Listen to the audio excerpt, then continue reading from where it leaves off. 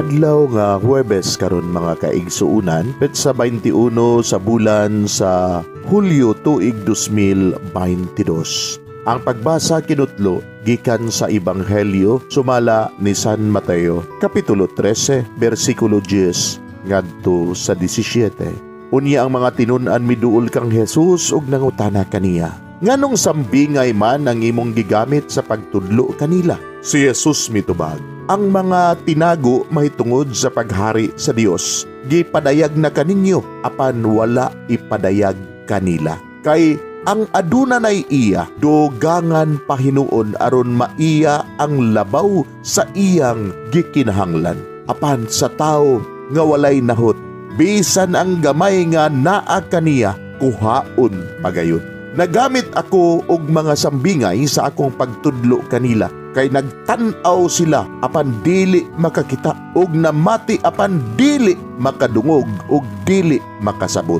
Busa natuman ang panagna ni Isayas, nakakita kamo og nakadungog apan nagpakabutabungulang kamo. Kay kining mga tawhana gahig ulo, gisampungan nila ang ilang mga dalunggan ug gipiyong ang ilang mga mata. Kay dili sila buot makakita ug dili buot makadungog, kay tingali unyag makasabot sila ug mobalik kanako ug sila akong ayuhon, nag-ingon ang Dios. Apan kamo, pagkabulahan ninyo, kay makakita ang inyong mga mata, ug makadungog ang inyong mga dalunggan.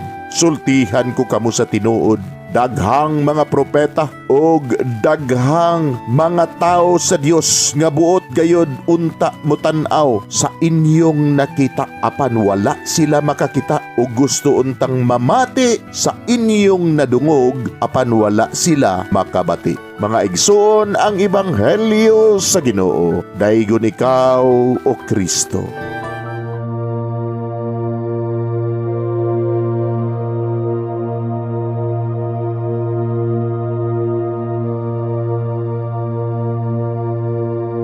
Pagampo sa dili pa magsugod sa trabaho. Magampo kita sa ngalan samahan sa Anak ug sa Espiritu Santo. Amen.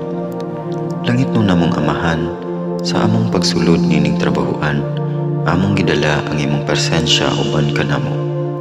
Among gipamulong ang imong kalinaw, imong grasya, imong kaluoy, ug ang imong perpektong hanay sa among mga trabaho.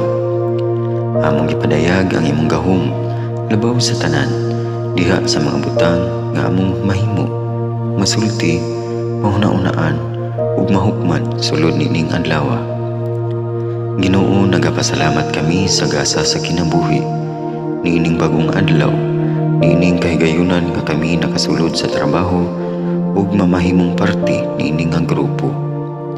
Salamat sa mga gasa nga imong gitugyan kanamo.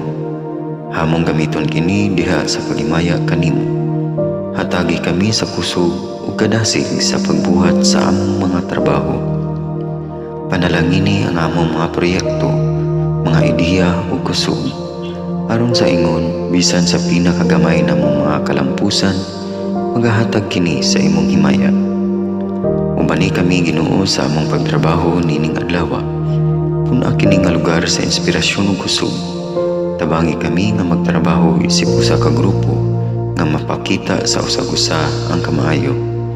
Himuha kami nga maayo nga makabot namo ang mga butang nga kinahanglan namong buhaton. Himuha kini nga lugar nga puno sa kalipay ug panagihigalaay, ug kamugaway ug kalinaw ang mapatigbabaw niining dapita. Ginoo, kung kami anaa sa kalibog, giyahi kami. Kung kami muwadaan sa kadasig ug paglaom, dasiga kami. Himuha nga ang trabaho nga among gihimo ug ang paagi sa among paghimo niini makahatag unta kini ug hugot nga pagtuo, kalipay ug pahiyom sa tanan nga among mahimamat karong adlaw. Panalangini ang among mga pamilya, among Pinoy-anan, among nasod. Himuha nga magmatidud-anon kami sa pagtagad ug pag-amuma sa kalikupan ug sa tanang may kinabuhi, diha sa pagbuhat kanamo sa pagkabuot sa imong pangandoy alang sa hustisya ug kagawasan. O Ginoo, sa among pagbiya nining lugara, tagay kami sa imong panalangin ug kaluoy sa among pagbiyahe. Panalangini ang among mga pamilya ug Pinoy-anan nga anaon ta sa maayong kahimtang sama sa among pagbiya kanila. Ginoo, salamat sa tanang butang nga imong nabuhat, sa tanang butang nga imong gibuhat ug sa tanang butang nga imong buhaton pa.